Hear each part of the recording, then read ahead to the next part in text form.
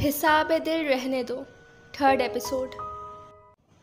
ज़रूरी तो नहीं जो नज़रों से दूर हो वो दिल से भी दूर हो जाए।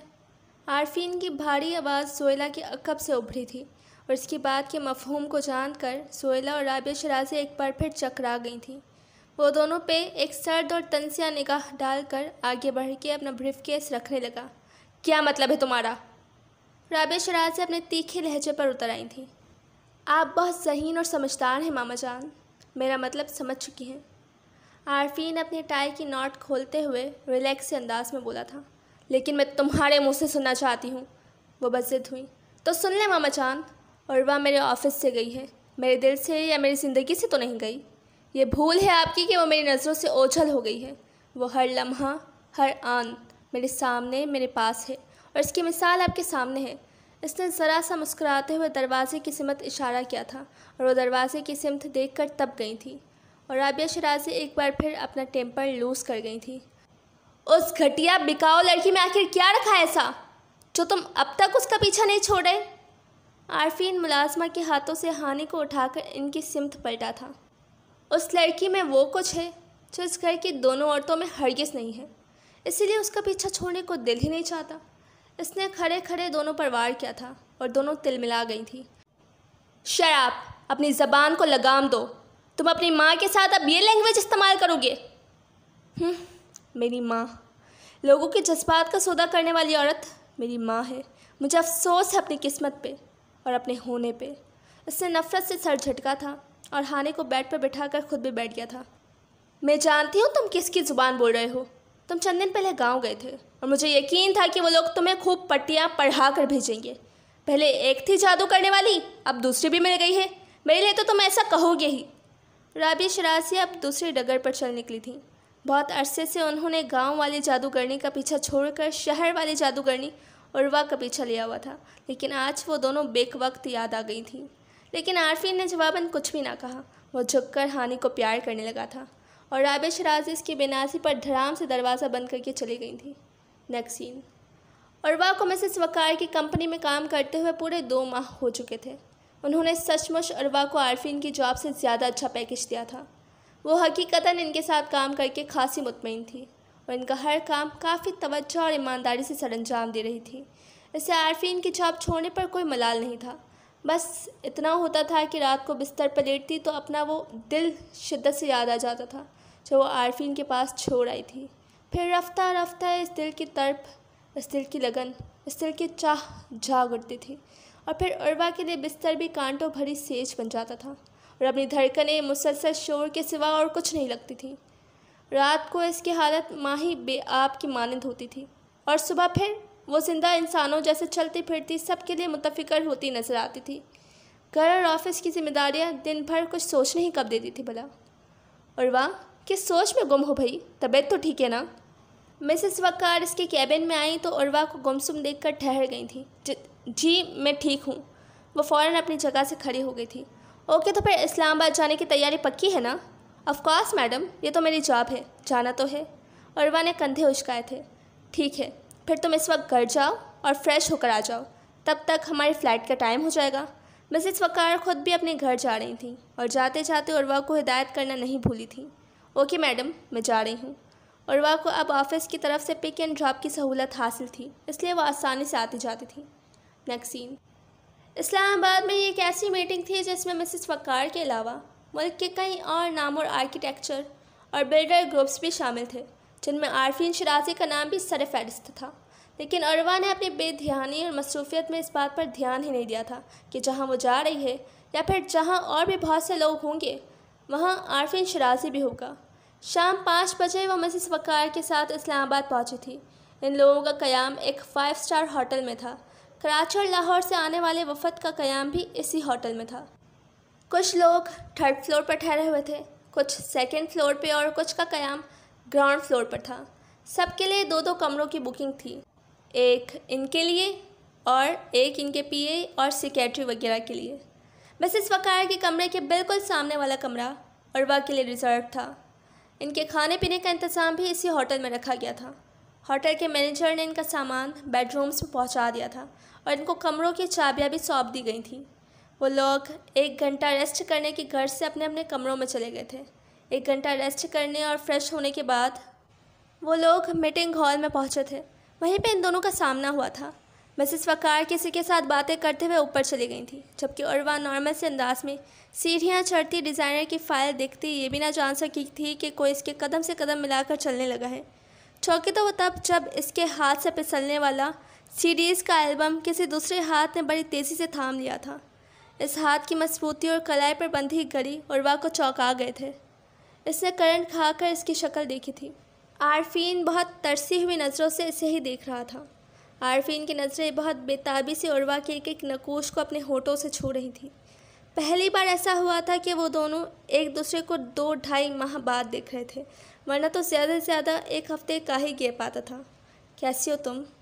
आरफीन ने सीडीज़ का एल्बम इसकी सिमत बढ़ाते हुए जिस तशना से अंदाज में पूछा था, उर्वा न चाहते हुए भी इसके एहसास को महसूस कर गई थी। ठीक हूँ। वह उसके हाथ से एल्बम लेकर 2 लफ्ज़ में बात ख़त्म करके वहाँ से चली गई थी और वो वहीं खड़ा रह गया था। सर चलें? आरफीन के पीए ने करीब आते हुए कहा। वो कहकर आगे बढ़ गया था। फिर मीटिंग हॉल में भी सबका ध्यान दीवार पर ऑन होने वाले प्रोजेक्टर की तरफ था, लेकिन आरफीन की नज़रें मिसेस वकार को मशवरे देती और गाइड करती उर्वा हयात की तरफ उठ रही थी। मीटिंग हॉल में अंधेरा था, सिर्फ प्रोजेक्टर की रोशनी फैली हुई थी और बार बार बदलते सीन इस रोशनी को भी बार बार बदल रहे थे। आज की इस 3 घंटे की मीटिंग में कल बहुत से बिल्डर ग्रुप्स को फ़ायदा होने वाला था, क्योंकि इसी मीटिंग के थ्रू इनको नए और मजबूत तरीन पावरफुल कॉन्ट्रैक्ट मिलने वाले थे। पूरे 3 घंटे के बाद ये मीटिंग अपने इख्तिताम को पहुंची थी और अगली मीटिंग कल सुबह 12 बजे के टाइम पर फिक्स की गई थी। रात गए वो लोग खाना खाकर अपने अपने कमरों में वापस पहुंचे थे। सभी लोग सुबह से थके हुए थे, इसलिए जल्दी सो गए थे। Next scene. रात के 2 बजे का वक्त था। उर्वा को सोए तकरीबन 1.5 घंटा हुआ था। वो बेहद गहरी नींद में थी जब दरवाजे पर दस्तक हुई थी। गहरी नींद की वजह से इसे ये ख्याल भी न रहा कि पहले पूछ ले कि दस्तक देने वाला कौन है। इसने आगे बढ़कर दरवाज़ा खोल दिया था। सर आप? आरफीन को अपने सामने देखकर उर्वा की नींद भग से उड़ गई थी और आंखें फैल गई थीं। हाँ मैं बहुत देर से अपने आप को रोक रहा था कि तुम्हें डिस्टर्ब न करूं, लेकिन आज इतने दिनों बाद तुम्हें देखकर दिल चाह रहा है कि तुमसे बहुत सी बातें करूं और तुम्हें अपना हाल सुनाऊं। आरफीन अंदर कदम रखते हुए बोला और फिर दरवाज़ा बंद करके उर्वा को बाजू से थामकर सोफे पर आ बैठा। वो हक्का बक्का सी हैरत से गुंग होकर रह गई थी। लेकिन सर इस वक्त आप मेरे कमरे में? उर्वा के अल्फाज बेरब्त से हो गए थे। इस वक्त के अलावा फुर्सत भी तो नहीं है तुम्हारे पास। तुमने मुझसे बात करना छोड़ दिया है, मेरे पास रहना, मेरे सामने आना छोड़ दिया है। खुद भी अकेली हो गई हो और मुझे भी अकेला कर दिया है। तुम्हें ऐसा नहीं करना चाहिए था उर्वा। प्लीज़, अभी भी कुछ नहीं बिगड़ा। कुछ एहसास करो मेरा और महसूस करो अपने दिल की तड़प को। आरफीन हमेशा उर्वा के सामने अपना केस लड़ते लड़ते थक सा जाता था, शायद इसलिए कि इसकी नज़रों में वो कसूरवार ना होते हुए भी कसूरवार था। मैंने अपने सीने में दिल ही नहीं छोड़ा तो तड़प कैसे महसूस करूं? कैसे समझूं कि आप क्या चाहते हैं और मैं क्या चाहती हूं? मैं अपने बाल से छुड़ा के इसके करीब से उठ गई थी। तुम बस दूसरों की परवाह में ना अपना कुछ करोगी और ना मेरा कुछ होने दोगी। वो आज इससे काफ़ी खफगी भरे शिकवा कुना लहजे में बोल रहा था। मेरा जो कुछ होना था हो चुका। अब मज़ीद कुछ कहने और करने की हिम्मत और हौसला नहीं है मुझ में। लेकिन उर्वा, तुम ये भी तो सोचो, तुम अपनी लापरवाही में 3 जिंदगियां नज़रअंदाज कर रही हो। 3 जिंदगियों को अपनी सर्द महरी की भेंट चढ़ा रही हो। आरफीन ने इसके करीब आते हुए इसका रुख अपनी सिमत मोड़ा था। मैंने आज तक तीसरी ज़िंदगी के बारे में कभी सोचा ही नहीं। अगर कभी सोच लूँ तो फिर किसी और के बारे में हरगिज़ नहीं सोचूंगी। इस तीसरी ज़िंदगी ने ही तो मेरे सीने में दिल की जगह पत्थर रख दिया है। मुझे पत्थर बना दिया है इसकी तड़प ने। बात करते करते इसकी आंखों में आंसू भर आए थे। थोड़ी देर पहले वह इस तीसरी ज़िंदगी को याद करते हुए ही सोई थी और अब इसी का जिक्र आरफीन के मुंह से सुनकर इसका दिल भर आया था और आंखों के किनारों पर सिसकते आंसू ऐसे बेसाख्ता थे कि वो रोक भी ना पाई थी। उर्वा, मैं तुम्हारी हिम्मत, तुम्हारा हौसला बढ़ाने को बात करता हूँ और तुम हारे हुए लोगों की तरह आंसुओं को सहारा बना लेती हो। आरफीन ने इसके आंसू पहुँचे जो कतार दर कतार बहते चले आ रहे थे। मुझसे ज़्यादा हारा हुआ और कौन होगा? मैंने ही तो अपनी ज़िंदगी का कीमती सरमाया हारा है। अपना दिल बेचा है, अपना जिस्म बेचा है, अपनी ज़ात का मान बेचा है मैंने। मैं एक बिकी हुई ज़ात हूँ। वह इतने दिनों बाद जख्म कुरेदे जाने पर कुछ भिपड़ सी गई थी और इसको संभालते संभालते आरफीन ने अपनी बाहों में भेज लिया था और इसकी मजबूत बाहों के हिसार में वो टूट के रोई थी। इसके तमाम हौसले और हिम्मतें भी टूट के बिखरे थे। इसकी हिचकियाँ आरफीन के सीने में उतर रही थीं। रात के इस खामोश पहर वो दोनों एक दूसरे की कुर्बत में बिखरे एक दूसरे को समेट रहे थे। जहाँ इसकी हिचकियाँ बंधी हुई थीं वहीं आरफीन की धड़कनें इसे थपक थपक कर चुप करा रही थीं। इससे दोनों बाहों में भरे वो बार बार इसकी पेशानी को अपने होठों की हिद्दत बख्श रहा था। आरफीन की उंगलियां उर्वा के बालों को सहला रही थी और कई बामायने और बेनाम से खामोश लफ्ज़ इन दोनों के दरमियान गुफ्तगू का दायरा खींच चुके थे और इस दायरे के असर में ये बात बहुत पीछे चली गई थी कि इनकी हद कहाँ तक मुकर्रर थी और मुकर्ररा हद से बढ़ना इनके लिए ठीक भी था या नहीं। आरफीन ऐसी नीयत से बिल्कुल नहीं आया था, मगर फिर भी कुर्बत ही कुछ ऐसी बन गई थी कि वो उर्वा से दूर नहीं रह सका था और अपनी तन्हाई अपने दुख पर रोती उर्वा से रोक ही न पाई थी। और वो दोनों कुर्बत की दबीज़ गहरी वादी में उतरते चले गए थे। दिलो दिमाग और जिस्म के ताल्लुकात एक ही रूप एक ही सांचे में ढल चुके थे। यहाँ पे आके दिमाग दिल जिस्म से इनकारी नहीं था, बल्कि जो कुछ भी था सब ठीक था, या फिर ये कि वो हकदार थे इसके। Next scene. फजर की अजान पर उर्वा की आंख खुल गई थी। इसने एक लम्हे के लिए ठहर कर आसपास के माहौल को समझना चाहा था। शायद इसे माहौल को समझने में कुछ और देर लगती, मगर करीब सोए हुए आरफीन की गर्म जिस्म की हिद्दत और सांसों की अरताश ने इसे बहुत जल्द सब कुछ समझने पर मजबूर कर दिया था। वह एकदम उठने लगी, मगर आरफीन का बाजू इसके सीने पर दराज था। जब ही इसे उठने में टाइम लग गया था। सर प्लीज़ मुझे उठने दें। इसने आहिस्तगी से इसका कंधा हिलाया था। उठ जाओ, वह एक बार ज़ोर से इसे बाहों में भेज कर छोड़ते हुए बोला था। और वह बमुश्किल अपने रेशमी घने बाल समेटती हुई बेड से उठी थी और फ़ौरन ही बाथरूम में घुस गई थी। 15-20 मिनट शावर लेने के बाद वो बाहर निकली थी। इसका इरादा बाल खुश्क करके वज़ू करने और नमाज़ पढ़ने का था, इसलिए वो पहले बाल समेट लेना चाहती थी। इतने में उर्वा के मोबाइल पर फजर की नमाज के लिए सेट अलार्म बज उठा था। उर्वा अलार्म बंद करने की गर्ज से बेड सेट की तरफ आई थी और सेट टेबल पर धरे मोबाइल से अलार्म ऑफ़ कर दिया था। और फिर मोबाइल वापस रखते रखते इसकी नज़र आरफीन के मोबाइल पर जा पड़ी थी। न जाने किस एहसास के तहत इसने आरफीन का मोबाइल उठा लिया था। मोबाइल के वॉलपेपर पर हानि की खूबसूरत मासूम सी तस्वीर जगमगा रही थी। उर्वा की उंगलियां लरसते हुए इसके चेहरे को छूने की हसरत में मोबाइल की स्क्रीन को छू रही थी। हानि, इसकी आवाज़ सरगोशी नुमा थी, लेकिन लहजे में बहुत कुछ सिमटा हुआ था। बहुत से लम्हे यूं ही सिरक गए थे। वो और भी कुछ देर इसे देखती रहती, लेकिन दरवाजे पर होने वाले तेज़ और ज़ोरदार दस्तक ने इसे दहला कर रख दिया था। आरफीन का मोबाइल इसके हाथ से गिरते गिरते बचा था। इस वक्त कौन हो सकता है? उर्वा को परेशानी हुई थी और इतनी ज़ोरदार दस्तक पे आरफीन की नींद भी टूट गई थी। वो उठने लगा, मगर उर्वा ने इसे रोक दिया था। मैं देखती हूँ। वो सूरत हाल की संगीनी समझती थी। इसे पता था कि मेरे कमरे में आरफीन शराजी का मौजूद होना किसी वेटर को भी शक और शबात में डाल सकता है। इसीलिए इसने आरफीन को रोककर खुद बाहर देखने की कोशिश की। इसने हॉल से झांक कर देखा, सामने होटल का वेटर खड़ा था। उर्वा ने मुतमईन होते हुए दरवाज़ा खोल दिया था। जी कहिए। इसने इस वक्त वेटर के आने पर हैरानी ज़ाहिर की थी। कहने ही तो आया हूँ मैडम, उर्वा हयात। वेटर को साइड पर धकेल कर जरार एकदम सामने आया था। उर्वा जरार को देखकर चकरा गई थी। जरार, तुम? इससे कुछ बोला ही ना गया था और जरार भी कुछ भी सुने बगैर उर्वा को धक्का देकर अंदर घुसता चला गया था और इसके पीछे बहुत से लोग दंदनाते हुए अंदर दाखिल हुए थे। आरफीन शराजी अपने साबका पीए उर्वा हयात के साथ होटल के कमरे में रंगे हाथों पकड़े गए। किसी अखबार के सहाफ़ी ने बाबा से बुलंद अपने अखबार के लिए जुमला सुर्खी तरतीब दिया था। ये क्या बदतमीज़ी है, क्या बेहूदगी है।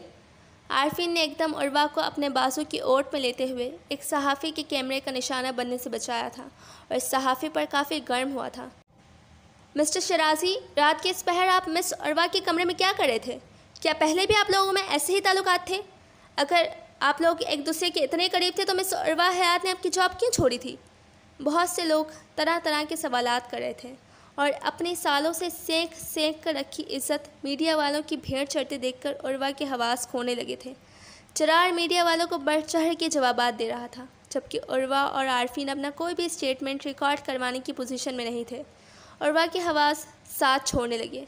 वो एकदम बेहोश होकर धड़ाम से ज़मीन बोस हुई थी। लोगों का इतना हुजूम देखकर यही लग रहा था जैसे पूरा इस्लामाबाद एक जगह ही जमा हो गया था। और लोगों के इंतहाई बेहुदा कमेंट्स सुनकर आरफीन का खून खोल उठा था। वह एकदम धारा था। इसकी धार बहुत बुलंद थी। इसने बेहोश पड़ी उर्वा को उठाकर बेड पर डालते हुए दिल में एक फ़ैसला किया था और फिर सबको खामोश करवा दिया था। उर्वा हयात मेरी बीवी है, लिहाजा आप लोग अपनी ज़बानें बंद रखें और यहाँ से दफ़ा हो जाएं।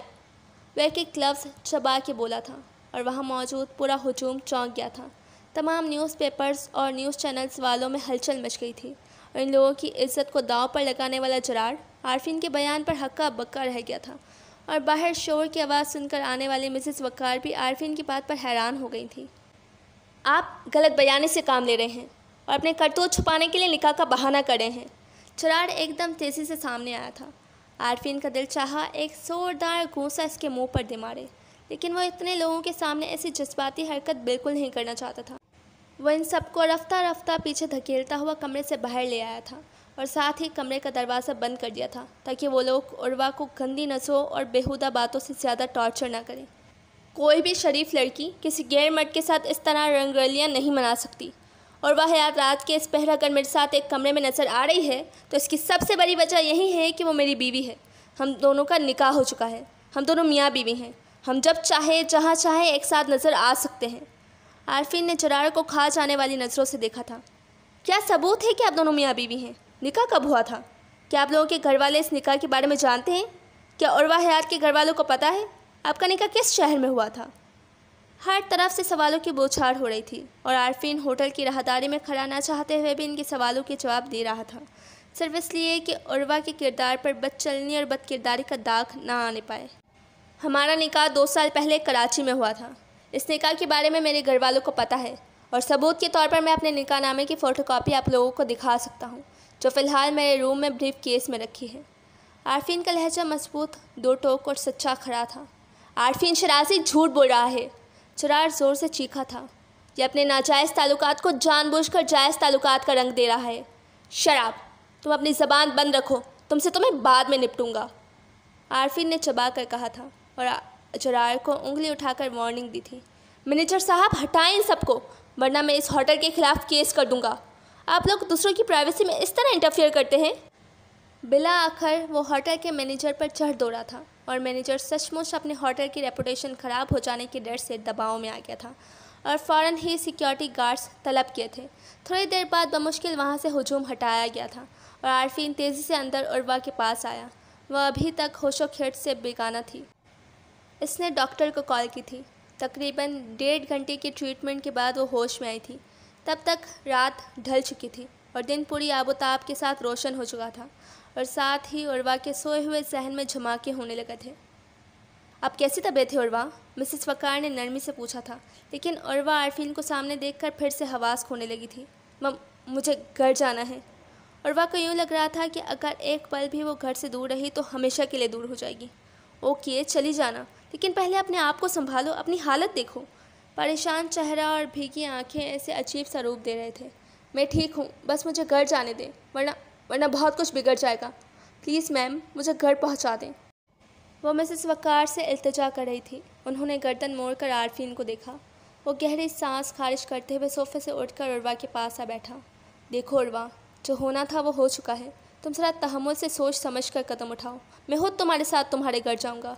तुम्हारे घर वालों को सारी बात तफसील से समझाऊँगा। तुम प्लीज़ हौसले से काम लो और मुझे आपकी कोई बात नहीं सुननी। जो कुछ हुआ है आपकी वजह से हुआ है।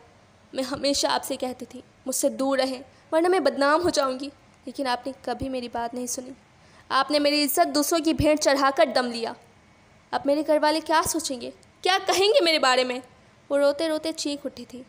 और वाह, कुछ नहीं होगा, मैं तुम्हारे साथ हूँ, मैं चलूँगा तुम्हारे साथ। आरफीन ने इसके हाथ पर दबाव डाला, लेकिन उर्वा ने एकदम हाथ खींच लिया था। मैं किस मुंह से घर जाऊँगी? कोई मेरा एतबार नहीं करेगा, कोई मेरा सच नहीं सुनेगा। मैं सबकी नज़रों में बेएतबार हो गई हूँ, सिर्फ आपकी वजह से। वो बेहद जज्बाती हो रही थी और इसकी हालत के पेश नज़र आरफीन ने कराची के 2 टिकट कंफर्म करवा लिए थे, लेकिन उर्वा इसके साथ जाने का सुनकर मज़ीद भी पड़ गई थी।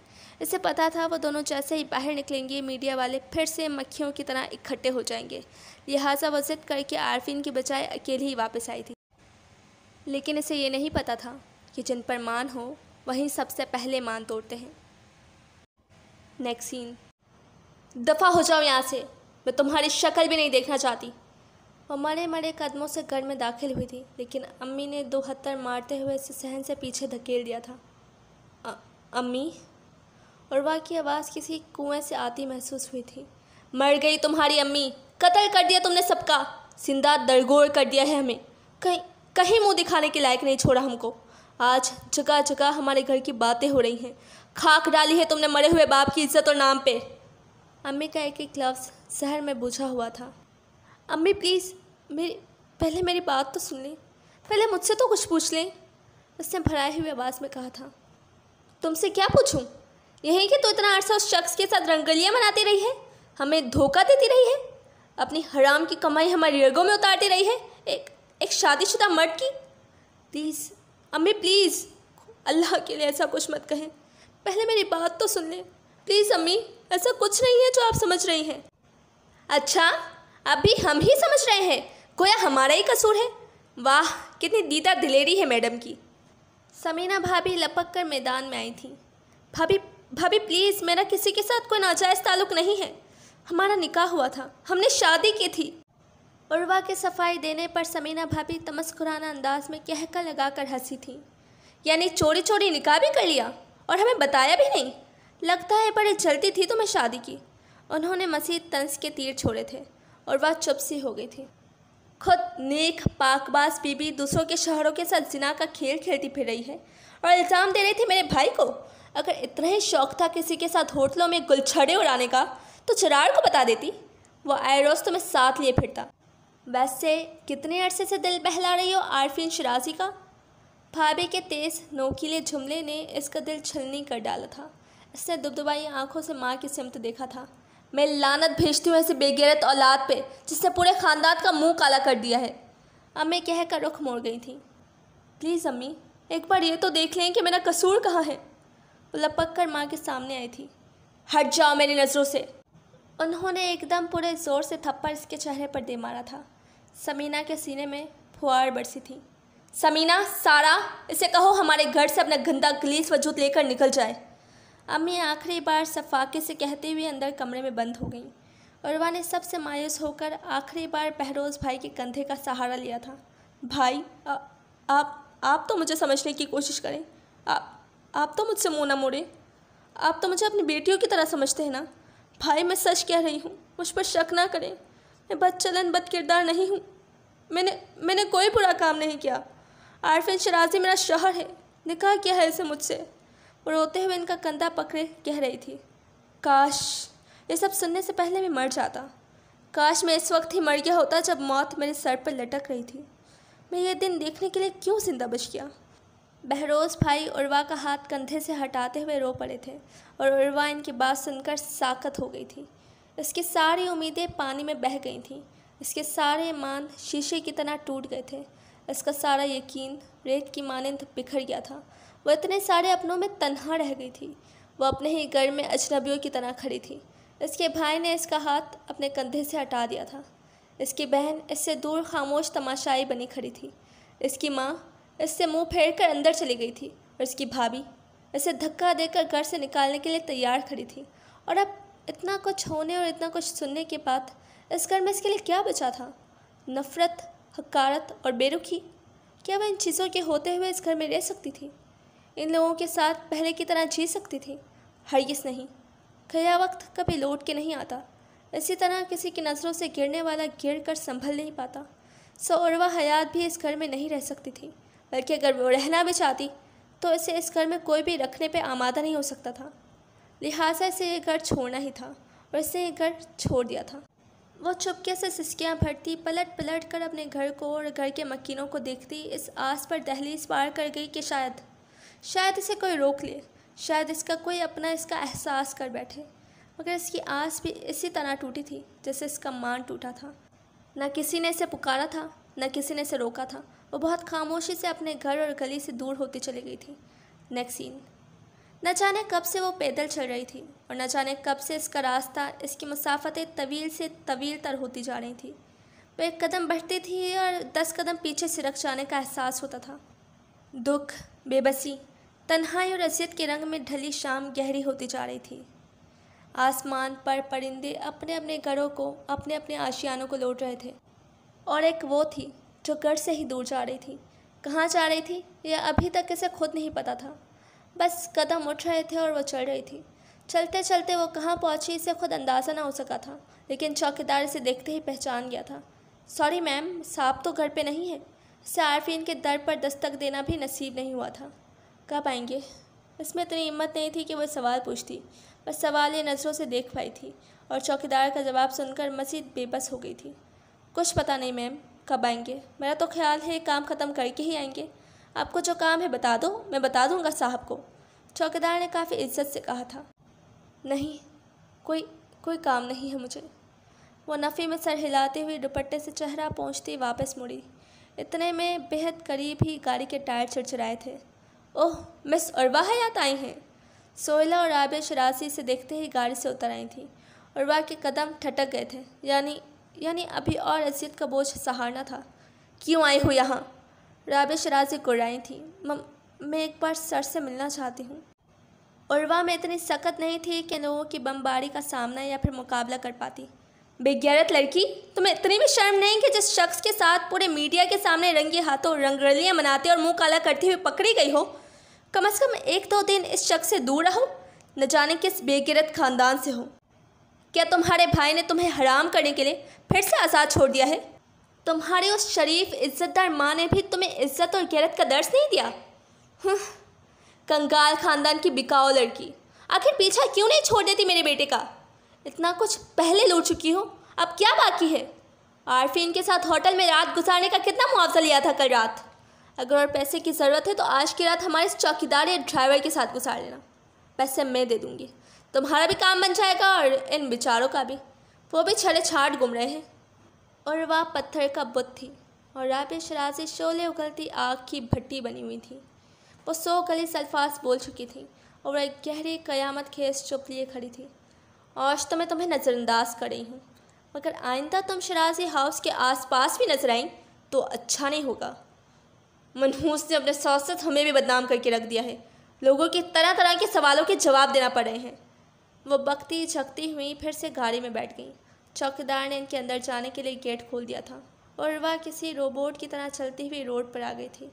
वो मरे मरे कदमों को घसीटती बहुत ही आहिस्ता रवि से चल रही थी, लेकिन इतना सब कुछ सहने के बाद वो भला और कितना चल सकती थी। अपनी तस्लील, अपनी हतक और अपना दुख सोचते हुए वो बुरी तरह चकरा गई थी और अगले ही लम्हे वो लहरा कर सड़क के बीचों बीच आ गिरी थी। वह इंतहाई करीब आ जाने वाली गाड़ी के बमुश्किल ब्रेक लगे थे और फिर इस गाड़ी में से एक बेहद मुअज़्ज़िज़ और पर्दादार खातून बड़ी तेज़ी से बाहर निकली थी, जिन्होंने उर्वा का सर करीब बैठते हुए अपनी गोद में रख लिया था, लेकिन इसका जिस्म बेजान सा हो रहा था। लिहाजा अपने ड्राइवर और अपने एक ख़ास मुलाजमा की मदद से इसे गाड़ी में डालकर हॉस्पिटल ले गई थी और कुछ दूर ही आरफीन अपने घर के गेट के सामने हॉर्न दे रहा था। चौकीदार ने गेट खोला तो वो फ़ौरन ही गाड़ी अंदर ले आया था, ये जाने बगैर कि बाहर कुछ फासले पर उर्वा को सड़क पर बेहोश छोड़ आया है और इसे कौन कहाँ ले गया है ये भी खबर नहीं हुई थी। Next scene. वो बहुत देर बाद होश में आई थी, लेकिन होश में आने के बाद वो न जाने कितनी ही देर खामोश पड़ी यकटक हॉस्पिटल की छत को देखे गई थी और साथ ही इसकी साकत आँखों से आंसुओं का पानी बहता रहा। रुखसार भीगे हुए थे, पलकें जुड़ी हुई थी, होंठ खामोश थे और ज़बान गुंग थी, लेकिन फिर भी आंखों का पानी ऐसी झील बना रहा था जिसमें उर्वा के दुख, इसकी कम माई की साफ शफाफ मंजर की तरह नज़र आ रही थी। क्या बात है बेटा, तुम इतनी देर से रोई जा रही हो? क्या कोई नुकसान हो गया तुम्हारा? वो खातून बिला आखिर खुद ही उठकर इसके पास आ गई थी। मेरा नुकसान? इसने इस लफ्ज़ को दोहराते हुए अपने दिल में झांका था, जो पहले ही नुकसान सदा बैठा था, जिसके पास कुछ नहीं रहा था, जो खाली था, बिल्कुल खाली। खाली हाथ, खाली दामन, खाली दिल और खाली जहन। नुकसान की दीवारें इसके आसपास सरबुलंद खड़ी थी और वो नुकसान में बाल बाल डूबा हुआ था। बोलो ना बेटा, क्या बात है? क्या हुआ है तुम्हारे साथ? उन्होंने दोबारा पूछते हुए उर्वा के कंधे पर हाथ रख दिया था और दूसरे हाथ से इसकी पेशानी पर आए बाल पीछे हटाए थे। क्या हुआ है मेरे साथ? और वह ज़ेरेलब बड़बड़ाई थी और सोच के साथ साथ एहसास भी बहुत पीछे चले गए थे। ज़बान से वो कुछ नहीं बोल पाई थी, मगर एक रवानी से बहते आंसू खुद गम के दास्तान बने हुए थे और वह का नुकसान ऐसा था जो वो किसी को सुना नहीं सकती थी। बस सोच सोच कर खुद रो सकती थी, तड़प सकती थी, लेकिन बयान नहीं कर सकती थी। सुर में रत में ढोल ताशों में बढ़ गए, हम जैसे लोग खेल तमाशों में बढ़ गए। फूल से चोट खाई तो पत्थर बने जमीन, पत्थर बने तो संग तराशों में बढ़ गए। Next scene. भाई प्लीज़ 5 मिनट, मैं बस स्कार्फ ले लूँ। बहरोज़ भाई को बाइक स्टार्ट करते देखकर और वह तेज़ी से चाय का कप रखकर अंदर को भागी थी, क्योंकि इसे पता था कि बहरोज़ भाई को दरवाजे में खड़े होकर इंतज़ार करने से कितनी चिढ़ और कितनी कोफ्त होती है। जल्दी करो उर्वा, वो घड़ी देखते हुए बोले थे। वो फ़ौरन ही बाहर निकल आई थी। अम्मी ने दुआओं के साथ रुखसत किया था और उर्वा के बैठते ही उन्होंने बाइक आगे बढ़ा ली थी। पता नहीं बीबी का ये पढ़ना पढ़ाना कब तक जारी रहेगा। भाभी मुँह ही मुँह में बड़बड़ाते हुए सोनिया को फीडर पिलाने लगी। देखो समीना, सुबह ही सुबह इनके घर से निकलते ही शुरू ना हो जाया करो। अपने भाई अपने माँ जाई की कमाई पर पड़ रही है, तुम्हारे या तुम्हारे घर वालों की कमाई पर नहीं। अम्मी ने कभी भी ये नहीं चाहा था कि वह अपनी बहू के साथ रिवायती सास जैसा सलूक करें, लेकिन इनकी बहू न जाने क्यों रिवायती बहू बनने के चक्रों में ही रहती थी। मेरे शौहर की कमाई तो है ना, वो तुनक के बोली थी। तुम्हारा शौहर बाद में, पहले वो इनका भाई है। अम्मी ने भी बरजस्ता जवाब दिया था। भाई तो है, क्या अपने बच्चों का बाप नहीं है? कल से कह रही हूँ सोनिया का नया फीडर और पैम्पर लाने हैं, लेकिन इन्हें खबर ही नहीं है। अभी कोई बहन कह देगी कि मुझे फ़ला किताब चाहिए, मुझे फ़ला फ़ीस देनी है, तो फ़ौरन इस चीज़ के पीछे लग जाएंगे। समीना, क्यों सरा सी बात पर लड़ाई झगड़े के बहाने ढूंढती हो? तुमने इसे कल इन चीज़ों का कहा था और मुझे पता है आज वो वापसी पर सब कुछ ले आएगा। अम्मी ने गुस्सा छोड़कर अफसोस भरे अंदाज में कहा था, लेकिन समीना भाभी कोई भी नोटिस लिए बगैर अंदर चली गई थी। Next scene. साहब जी, आपके बाबा जान आए हैं, नीचे आपका इंतज़ार कर रहे हैं। आरफीन गहरे पुरसुकून नींद सो रहा था जब मुलाजमा की दस्तक देकर जगाने पर उठ गया था। ओह, आज संडे है।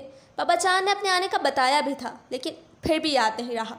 वो मुलाजमा की मौजूदगी में ही बड़बड़ाता हुआ अपने आप को सरजनिश करता बाथरूम में घुस गया था। मुलाजमा पलट कर वापस चली गई थी। थोड़ी देर बाद वह उजलत में तैयार होकर नीचे आ गया था। बाबा जान लॉन्च में बैठे अखबार पढ़ रहे थे। अस्सलाम वालेकुम बाबा जान, उसने अंदर दाखिल होते हुए बड़े जानदार से अंदाज में सलाम किया था। वालेकुम अस्सलाम बेटा, आओ आओ, डिस्टर्ब तो नहीं किया हमने? वह अखबार रोल करके एक साइड पर रखते हुए बहुत मोहब्बत पाश लहजे में बोले थे। अरे नहीं बाबा जान, डिस्टर्बेंस कैसी, मुझे पता था आज आप आने वाले हैं, लेकिन कल काम के दौरान कुछ थकन हो गई थी, इसलिए गहरी नींद आई और सुबह उठने का होश ही नहीं रहा। वो बाबा जान से मिलकर इनके बराबर ही सोफे पर बैठ गया था। हाँ यार, ये तो तुम ठीक कह रहे हो, लेकिन यार बीवी के होते हुए ना तो बंदे को थकन हो सकती है और ना ही गहरी नींद आ सकती है। बाबा जान ने पहली बार शायद इसके साथ ऐसा जुमानवी मजाक किया था, जिसको समझकर आरफीन एकदम कहका लगाकर हंसा था। ओह ग्रेट बाबा जान, लेकिन इसके लिए ज़रूरी यह है कि बीवी आपके पास हो। क्यों, कहाँ है सोइला? बाबा जान ने चौंक कर पूछा था। इसके चचेजाद कज़न की शादी है, वो मामा के साथ इस्लामाबाद गई है। आरफीन ने कंधे उचकाए, क्योंकि वो कभी किसी और तरह की बारीकियों में नहीं गया था, या फिर जोइला जो है जैसी है वो इसे वैसा ही देखता था। कभी खोजने और परखने के बारे में सोचा ही ना था। तुम्हारी शादी को कितना अरसा हो गया आरफीन? अब की बार बाबा जान का लहजा कुछ धीमा और ठहरा हुआ था और लहजे में एक हसरत बसी हुई थी। तकरीबन 5 साल हो गए हैं। आरफीन ने भी कुछ ठहर कर ही जवाब दिया था, क्योंकि वो इनके सवाल का मफहूम समझ चुका था। आरफीन, तुम जवान हो, तुम दुनिया के हंगामों में मसरूफ़ हो, तुम जानने वालों और मिलने वालों में गुम हो, लेकिन एक वक्त वो भी आएगा जब तुम जवान नहीं रहोगे, जब दुनिया के हंगामों से बेजार हो जाओगे, जब मिलने मिलाने वाले आंखें फेर लेंगे, तब तुम्हें सिर्फ एक चीज़ की कमी का एहसास होगा, औलाद का। औलाद इंसान का सरमाया होती है, पूरी ज़िंदगी की जमा पूंजी। और तुम जानते हो कि इंसान का सरमाया जमा पूंजी मुश्किल वक्त में ही काम आती है, और अगर काम ना भी आए दिल को तो सुकून दे सकती है ना। और फिर सबसे बढ़ कर के जो अहम चीज़ है कि तुम्हारी औलाद तुम्हारा नाम ज़िंदा रखती है, तुम्हारी नस्ल कायम रखती है। बेटा, मेरी औलाद मेरा बेटा नहीं बन सका, लेकिन मुझे अपनी जमा पूंजी पे अभी भी बड़ा मान है। मुझे पता है कि वो नहीं, तुम तो हो, तुम तो मेरे ही बनोगे ना। और तुम्हारे हवाले से बस यही ख्वाहिश है कि तुम जल्द से जल्द साहिब औलाद हो जाओ। बेटा अल्लाह के लिए अपना नहीं तो हमारा ही कुछ ख्याल कर लो। हम अपने वीरान गुलशन में बाहर चाहते हैं और इस बाहर की बुनियाद तुम रख सकते हो, सिर्फ तुम। बेटा हम जिंदगी में बहुत से दुख, बहुत से धचके सह चुके हैं, अब कुछ और सहने की हिम्मत और सकत नहीं है। तुम्हारी बीवी आजकल की मॉडर्न बीवी है, वो कभी भी खुद से इस चीज़ की कमी का इजहार नहीं करेगी, ना ही एहसास करेगी। हमारी खुशियों और अपनी नस्ल और नाम के मुतालिक तुम्हें खुद सोचना होगा। अगर वो बीमार है तो इसका किसी माहिर लेडी डॉक्टर से इलाज करवाओ, और अगर ठीक है तो इसे इस चीज़ की तरफ माइल करो। पापा जान और बीबी जान अक्सर अपनी ये ख्वाहिश ढके छुपे अल्फाज में बयान करते रहते थे, लेकिन आरफीन ने कभी ख़ास तौर पर इस चीज़ की तरफ ध्यान नहीं दिया था। लेकिन अब इसे कुछ अरसे से सचमुच इनकी ख्वाहिश, इनकी बात का एहसास ज़रा गहराई से होने लगा था, और इसने जोइला से जिक्र भी किया था, मगर जोइला ने बात टाल दी थी। और जोइला अक्सर बेहद अहम काम भी इग्नोर कर जाती थी, सिर्फ अपनी खाला राबिया शराजी की शह पे, क्योंकि इसे पता था कि मेरे अच्छे बुरे की पुश्त पनाही करने के लिए वो मौजूद हैं। जी बाबा जान, आप ठीक कह रहे हैं, लेकिन सबसे पहले तो अल्लाह से दुआ कीजिए कि वो आपकी और मेरी ख्वाहिश पूरी करे और हमारी दुआ कबूल करे। आरफीन ने इन्हें तसल्ली दी थी और वो बहुत खुश हुए थे। जीते रहो बेटा, अल्लाह तुम्हारा नामो निशान सलामत रखे, आबाद रखे। उन्होंने इसके कंधे पर थपकी दी थी। खैर आप सुनाए, लंच में क्या लेंगे? आरफीन ने टाइम देखते हुए पूछा था। आज हम दादा पोता लंच बाहर करेंगे, बाबा जान ने खुशगवार मूड में कहा था।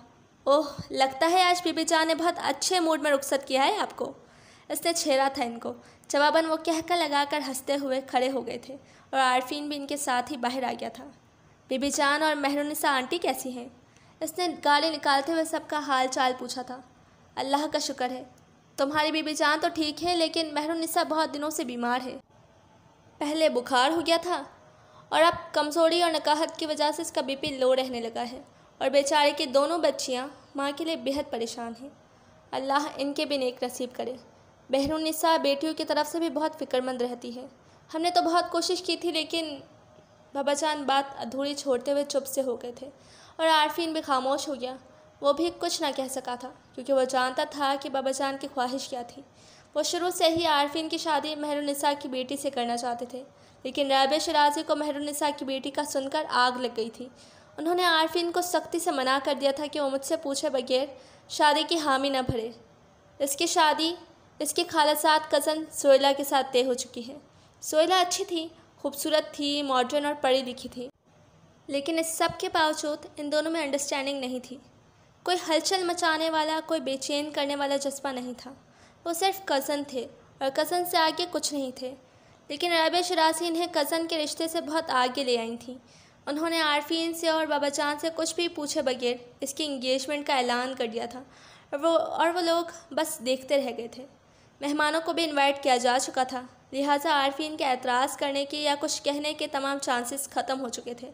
अलबत्ता बाबा जान और राबिया शराजी आपस में खूब गर्म हुए थे। हमारे पोते की शादी तुम हमसे पूछे बगैर, हमसे इजाज़त लिए बगैर कैसे तय कर सकती हो? बाबा जान की आवाज़ गुस्से से लरस रही थी और आंखें शोले उगल रही थीं। वह आपका पोता ही नहीं, मेरा बेटा भी है। मैं इसकी ज़िंदगी के हवाले से जो चाहे तय कर सकती हूँ। राबिया शराजी का लहजा भी काफ़ी गर्मी लिए हुए था, आवाज़ बहुत बुलंद थी। किस चीज़ के बलबूते पर ऐसा कर सकती हो? हम अगर चाहें तो अभी खड़े खड़े तुम्हें तुम्हारी औकात दिखा सकते हैं। तुम अगर अभी तक हमारी बहू के नाम से पहचानी जा रही हो तो सिर्फ इस वजह से कि हमें अपने पोते की वजह से तुम्हें बर्दाश्त करना पड़ रहा है। हम सिर्फ अपने बेटे की औलाद की खातिर तुम्हें झेल रहे हैं, वरना तुमने कौन से सुकून दिया था हमारे बेटे को जो तुम हमें भी दोगी? पापा जान न जाने कब से भरे बैठे थे, फ़ौरन गुस्से में सब कुछ कह गए थे। राबिया शराजी पल में ठटकी थी, लेकिन पल में संभल भी गई थी। आपका बेटा कहीं मर खप गया है तो इसमें मैं क्या कर सकती हूँ? और आप मुझे झेलने का एहसान मत करें। मैं आज भी ये घर छोड़कर जा सकती हूँ। आप अपना पोता अपने पास रखें। राबिया शराजी हमेशा जैसे इमोशनल हथियारों पर उतर आई थी और आरफीन घबरा गया था। वो बचपन से बाप की गुमनामी का सदमा सहता आ रहा था, अब माँ की नाराज़ी नहीं सह सकता था। लिहाजा बाबा जान को ठंडा करने के बाद राबिया शराजी को जाने से रोका था। चूँकि अब मेहमान वगैरह इन्वाइटेड थे, सारी तैयारियाँ मुकम्मल थीं, इसलिए बाबा जान की खफगी के बावजूद एंगेजमेंट हो गई थी और 3 माह बाद शादी का ऐलान भी कर दिया गया था। राबिया शराजी ने शादी और एंगेजमेंट में सबको इनवाइट किया था, सिवाय मेहरुन्निसा के। मेहरुन्निसा राबिया शिराज़ी के सीने में गोली की तरह लगती थी। इनका नाम ही राबिया शिराज़ी को आग लगा के रख जाता था। हालांकि मेहरुन्निसा ने कभी भी इसके बारे में बुरा नहीं सोचा था। वो हमेशा इन्हें राबिया बाजी या फिर राबिया बहन ही कहकर बुलाती थी। लेकिन राबिया बहन हर वक्त अंगारे चबाए रखती थी और दोनों की शख्सियत का मवाजना करते करते आरफीन पर यह इदराक हुआ था कि मेहरुन्निसा आंटी के सामने इसकी माँ कुछ भी नहीं है। कहाँ खोए हुए हो पुत्र जी, हम होटल आ चुके हैं। बाबा जान ने आरफीन को किसी सोच में महव देखकर मुतवज्जा किया था। जी बाबा जान आए। वो चौंकते हुए फ़ौरन ही हवासों में लौट आया था और बाबा जान के साथ लंच करते हुए बातों के दौरान इसे ये भी याद न रहा था कि थोड़ी देर पहले वो क्या सोच रहा था। Next scene. बहरोज़ तुमसे बात करना थी बेटा। बहरोज़ भाई नहाकर बाहर निकले तो अम्मी ने इन्हें पास बुला लिया था। जी अम्मी कहें, क्या बात करना थी। अपने कमीज़ के बटन बंद करते हुए अम्मी के करीब ही बरामदे में रखी कुर्सी पर बैठ गए थे। वो युसरा की ससुराल वाले शादी करना चाह रहे हैं। निकाह तो पहले ही हो चुका है, इसलिए हम ज़्यादा इनकार भी नहीं कर सकते, बुरा लगेगा इस तरह। अम्मी शशोपंच में मुब्तला थी, लेकिन बहरोज़ भाई रिलैक्स ही थे। इनकार करना भी क्यों है अम्मी, हम अभी से ही शादी की तैयारी शुरू कर लेते हैं। लेकिन बेटा शादी के लिए इतनी रकम, वो जिस चीज़ के लिए फ़िक्रमंद थी उन्होंने कह ही दिया था। इन्हें पता था इनका सिर्फ एक ही बेटा है और इस पर पूरे घर के साथ साथ 3 बहनों का भी बोझ है और अब तो बहनों के साथ इसकी अपनी बेटी भी इसकी जिम्मेदारियों में इजाफा कर चुकी थी। अम्मी सब कुछ भूल कर सिर्फ अल्लाह पर भरोसा रखें, वो सब अच्छा करेगा। आप रकम की फ़िक्र ना करें। मैं काफ़ी अरसे से युसरा के लिए कुछ ना कुछ बचा रहा था। कल ही आपको बैंक से वो रकम ला दूंगा। अगर और ज़रूरत पड़ी तो अपने बॉस से कुछ रकम एडवांस ले लूँगा। युसरा के फ़र्ज से फ़ारिग हो जाएं तो फिर इंशाअल्लाह उर्वा के लिए सोचना शुरू कर दूँगा। बारी बारी सबको इनका लिखा मिल ही जाएगा। बहरोज़ भाई ने अम्मी की परेशानी बैठे बैठे हल कर डाली थी। उन्होंने बेख्तियार अपने इतने अच्छे, सादतमंद और समझदार बेटे का माथा चूम लिया था और फिर अगले ही रोज़ उन्होंने रकम लाकर माँ के हाथ पर रख दी थी।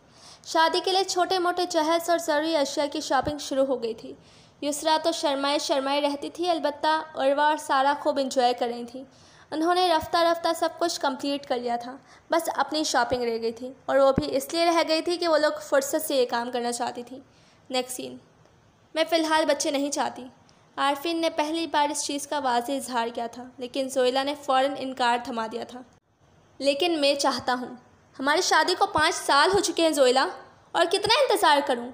क्या तुम्हें खुद से इस कमी का एहसास नहीं होता। आरफीन ज़ोइला के सामने आ खड़ा हुआ था। कमी कैसी आरफीन, तुम अपनी ज़िंदगी में खुश हो, मगन हो। मैं अपनी ज़िंदगी में खुश हूँ, फिर कमी किस चीज़ की हुई भला। ये बच्चों के लिए तो सारी ज़िंदगी पड़ी है, अभी से क्यों अपना इतना खूबसूरत फिगर ख़राब कर लूँ। ज़ोइला ने अपने सरापे को देखते हुए कहा था। तुम्हें फ़िगर ख़राब होने की फ़िक्र है, लेकिन हमारी ज़िंदगी ख़राब होने की फ़िक्र नहीं है। औलाद इंसान के लिए नाम होती है, निशान होती है, आइंदा की नस्ल और अपने दिल के लिए सुकून होती है। कहते हैं औरत माँ बनने के बाद ही मुकम्मल औरत बनती है। क्या तुम नहीं चाहती कि तुम्हारी ज़ात भी मुकम्मल हो। आरफीन आज दलाइल से पेश आ रहा था। ये बस दकियानूसी बातें हैं, मैं नहीं मानती इन चीज़ों को। आजकल के दौर में कोई चीज़ ज़रूरी नहीं है, बस इंसान की अपनी ज़ात ही अपने लिए काफ़ी है। ज़ोइला की बात पर आरफीन चंद लम्हे चुपचाप इसे देखता रहा था। मैं डॉक्टर फायज़ा से कल के लिए टाइम ले चुका हूँ, तुम्हें कल मेरे साथ चलना होगा। वो इसको बताकर कमरे से बाहर निकल आया था, लेकिन ज़ोइला भी इसके पीछे पीछे ही कमरे से बाहर आ गई थी। मॉम देखिए ना आरफीन क्या कह रहे हैं। ज़ोइला राबिया शिराज़ी के बाजू से जा लगी थी। क्या कह रहा है आरफीन।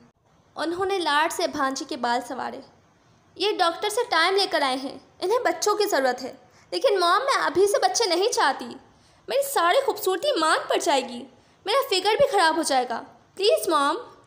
ज़ोइला तुम ख्वामखा बात को बढ़ा रही हो। आरफीन को गुस्सा आया था। आरफीन मेरी जान क्यों इतने रूड हो रहे हो। वो अगर बच्चे नहीं चाहती तो तुम भी जिद ना करो। मॉम आप भी इस बात की गहराई को नहीं ले रही हैं, कम से कम आपको तो कुछ सोचना चाहिए। आरफीन को सचमुच माँ के अंदाज़ और लापरवाही पर हैरत हुई थी, वरना बहुत सी माएँ ऐसी भी होती हैं जो बेटी की औलाद के लिए मन्नतें मुरादें मानते हुए नहीं थकती, बल्कि पोते पोती की ख्वाहिश में सुकून से सोती भी नहीं। जबकि राबिया शिराज़ी, वो सचमुच सिर्फ राबिया शिराज़ी ही थी। ना वो किसी की बीवी थी, ना वो किसी की माँ थी, ना ही वो किसी की बहू बेटी थी। वो सिर्फ राबिया शिराज़ी थी, अपनी ज़ात के लिए, अपनी आप के लिए बस।